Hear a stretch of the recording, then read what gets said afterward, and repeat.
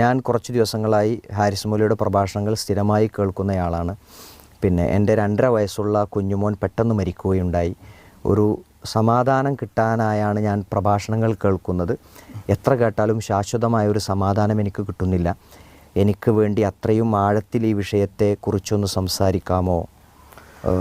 ആ കുട്ടി മരണപ്പെട്ടു പോയത് ഒരു MRI സ്കാൻ ചെയ്യാൻ വേണ്ടി മയക്കിയതാണ്. പിന്നീട് എണീറ്റിട്ടില്ല. 4 മാസമായി അവൻ പോയിട്ട് എന്നൊരു വിഷമാണ് പറഞ്ഞിട്ടുള്ളത്. ഇത് നമുക്ക് തന്നെ കേൾക്കുമ്പോൾ വിഷമം ഉണ്ടാവുന്ന ഒരു കാര്യമാണ്. അള്ളാഹു ആ കുട്ടിക്ക് സ്വർഗം പ്രദാനം ചെയ്യട്ടെ. അവർക്ക് ക്ഷമിക്കാനുള്ള ഒരു വിശാലമായ മനസ്സ് അള്ളാഹു കൊടുക്കട്ടെ. അപ്പോൾ ഇത്തരം സന്ദർഭത്തിൽ നമ്മൾ ആലോചിക്കുന്നത് പലപ്പോഴും ഈ മരണപ്പെട്ട കുട്ടിയുടെ അവസ്ഥ എന്ത് എന്നാണ് പൊതുവെ ആലോചിക്കുക. ഇപ്പോൾ ഒരു ഉമ്മ എൻ്റെ കുട്ടി ഇപ്പോൾ എവിടെയാണ് എന്ന് എപ്പോഴും ഉമ്മ ചിന്തിക്കുമല്ലോ. അപ്പോൾ പൊതുവെ നമ്മുടെ നാട്ടിലൊക്കെ പഴയ കാലത്തൊക്കെ എന്താ വെച്ചാൽ നല്ല ഘോരമായ മഴ പെയ്യുമ്പോൾ അത് മരിച്ച ദിവസമാണെങ്കിൽ ആ മഴയത്ത് എന്താണ് ആ ശക്തമായ ഇടിമിന്നലിൽ നമ്മളൊക്കെ വീട്ടിൽ കിടക്കുമ്പോൾ അവർ കബറിലാണല്ലോ കിടക്കുന്നു എന്നൊക്കെ ആലോചിക്കും. കാരണം പൊതുവെ ആളുകൾ എന്ത് ചെയ്യും, ഈ ഭൗതികമായിട്ടുള്ള അതേ അവസ്ഥകളിൽ വെച്ചിട്ടാണ് എന്ത് ചെയ്യുക, മരണത്തെയും ബർസഖിനെയും കുറിച്ച് ആലോചിക്കും.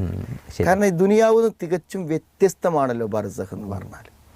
അപ്പോൾ മരിച്ച വ്യക്തിക്ക് എന്ത് സംഭവിക്കുന്നു എന്നതിനെക്കുറിച്ച് പലപ്പോഴും ചിന്തിക്കാത്തത് കൊണ്ടാണ്.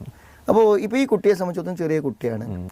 ഇപ്പം നമ്മൾ ഇപ്പോൾ അള്ളാഹു ആ കുട്ടിയെ സ്വീകരിക്കുകയാണെങ്കിൽ എന്ത് ചെയ്യും, ഖബറിൽ എന്താണ് നം സാലിമൻ കലോസ് നല്ല ചിന്തിക്കുന്നേയില്ല എൻ്റെ ഉമ്മ എവിടെയാണ്, എൻ്റെ വാപ്പ എവിടെയാണ് എന്നൊന്നും ഇപ്പോൾ ആ കുട്ടി ചിന്തിക്കുന്നേയില്ല. അതായത് ആ ഉറക്ക് എന്നൊക്കെ പറഞ്ഞാൽ എന്താണ്, തുല്യതകളില്ലാത്ത ഉറക്കാണ്. അപ്പോൾ എന്ത് ചെയ്യും, ഇന്ന് ആ കുട്ടി ഉമ്മൻ്റെ കൂടെ കളിച്ചും ചിരിച്ചും ഇരിക്കുകയാണെങ്കിൽ ആ കുട്ടിക്കുണ്ടാകുന്ന സന്തോഷമാണല്ലോ ഉമ്മൻ്റെ സന്തോഷം.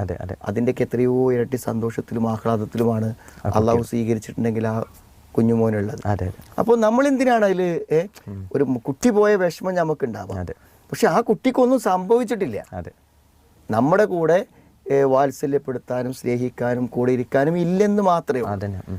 അതുകൊണ്ടെന്നില്ല ഇപ്പോൾ നമ്മുടെ ഒരു കുട്ടി സ്കൂളിൽ പോയതിനെ കുറിച്ചോ അല്ലെങ്കിൽ ഗൾഫ് പോയതിനെ കുറിച്ചോ അല്ലെങ്കിൽ ഹോസ്പിറ്റലിൽ അഡ്മിറ്റ് ആയതിനെ കുറിച്ചോ അല്ലെങ്കിൽ ICUയിൽ കിടക്കുന്ന കുറിച്ചോ ഒന്നും ആലോചിക്കുമ്പോൾ ആലോചിക്കേണ്ട ഒരു വിഷയം എന്തില്ല, ഈ വിഷയത്തിലില്ല. പിന്നെ വേറൊന്ന് എന്താണെന്ന് വിചാരിച്ചാൽ, നമ്മൾ കുട്ടികളെ കൊണ്ട് ആഗ്രഹിക്കുന്നത് ദുനിയാവിലെ നേട്ടത്തിനേക്കാളും എന്ത് ചെയ്യാണ്, പരലോകത്തിലെ നേട്ടങ്ങളല്ലേ. ഇപ്പോൾ ഒരു മകനെ നമുക്ക് ഇവിടെ നന്നായി ഉപകാരപ്പെട്ടു, പക്ഷേ പരലോകത്ത് എന്ത് ചെയ്യാണ്, അവനെ കൊണ്ട് നമുക്കൊരു ഗുണമില്ല.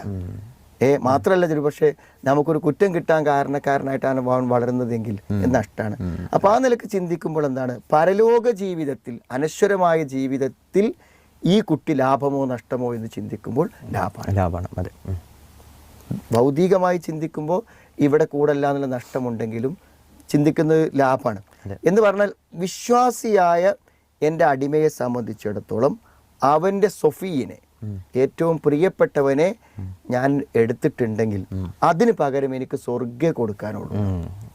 അപ്പോൾ നമ്മൾ ജീവിച്ചിരിക്കെ നമുക്ക് മറക്കാൻ കഴിയാത്ത ഒരു പ്രിയപ്പെട്ട ആള്, അത് ഭർത്താവാകാം, മകനാവാം, ഉമ്മയാകാം, വാപ്പയാകാം, അത്ര വലിയൊരു വേദന മരണത്തിന്റെ പേരിൽ സഹിക്കേണ്ടി വന്നിട്ടുണ്ടെങ്കിൽ അതിന് സ്വർഗം തരാമെന്ന് പറയുമ്പോൾ സ്വർഗം കിട്ടുന്ന ഒരു പുണ്യത്തിനാണ് ഞാനിപ്പോൾ അനുഭവിക്കുന്ന ഈ മനപ്രയാസം എന്ന് ചിന്തിക്കുമ്പോൾ ഇതിൽ ഭയങ്കര ഒരു സമാധാനമില്ലേ.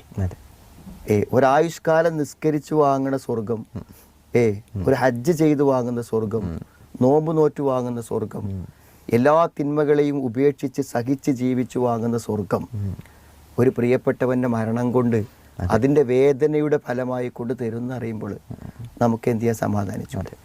പിന്നെ മരിക്കാതിരുന്നെങ്കിലോ എന്നാണോ ചിന്തിക്കുന്നത്, എങ്കിൽ മരണം എന്നത് സുനിശ്ചിതമായ കാര്യമാണ്.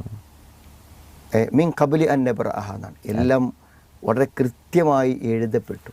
ആ സമയത്ത് മരണം സംഭവിക്കും. ലാ യസ്തഖദിമൂന സഅതൻ വലാ യസ്തഖിറൂൻ, അതൊരിക്കലും പിന്തിക്കും. അതുകൊണ്ട് സുനിശ്ചിതമായതാണ് മരണം, അള്ളാഹുവിൻ്റെ ഒരു തീരുമാനമാണ്. പിന്നെ നമുക്ക് ഈ സഹോദരിയോട് പറയാനുള്ളത്, ഈ ഒരു മാനസികാവസ്ഥ ഉണ്ടല്ലോ, ഇതിൽ നമ്മൾ ഭയപ്പെടേണ്ട ഒരു കാര്യം എന്താ വെച്ചാൽ, പിശാച് മനുഷ്യൻ്റെ ദുർബലതകളെ എപ്പോഴും അന്വേഷിച്ച് നടക്കാൻ.